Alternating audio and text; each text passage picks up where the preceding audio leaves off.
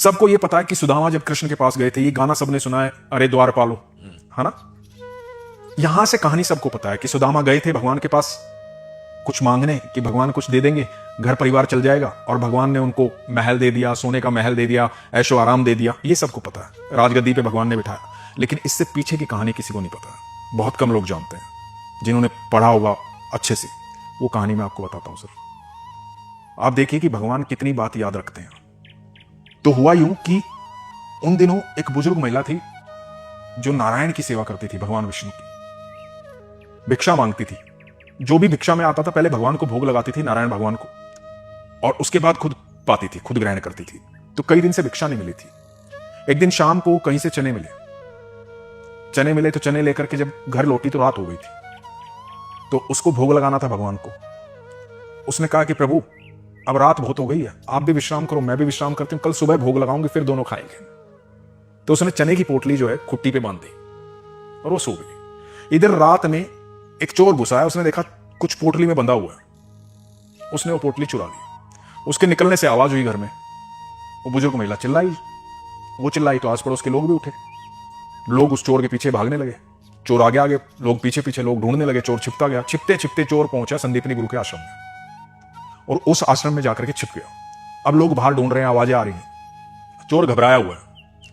चोर ने सोचा कि ये जो पोटली है ना, ये मुझे फंसवा देगी, इस पोटली को यहीं छोड़ता हूं और निकलता हूं। चोर ने वो पोटली वहीं छोड़ दी, चोर निकल गया। अब लोग भी थोड़ी देर आवाजें दे करके चले गए।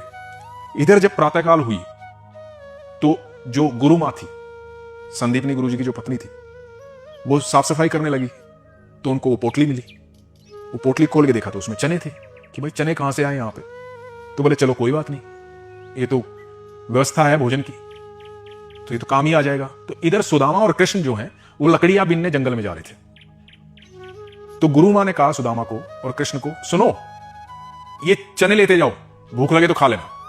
और वो चने सुदामा और कृष्ण को दे दिए। तो सुदामा ने वो पोटली ले ली।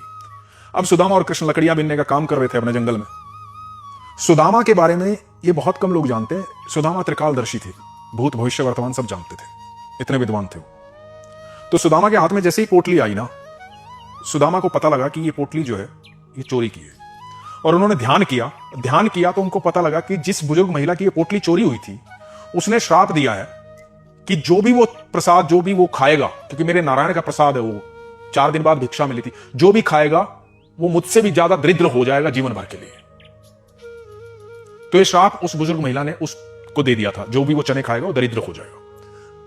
अब सुदामा समझ गए कि ये चने जो हैं श्रापित है। तो सुदामा ने सारे चने खा लिए।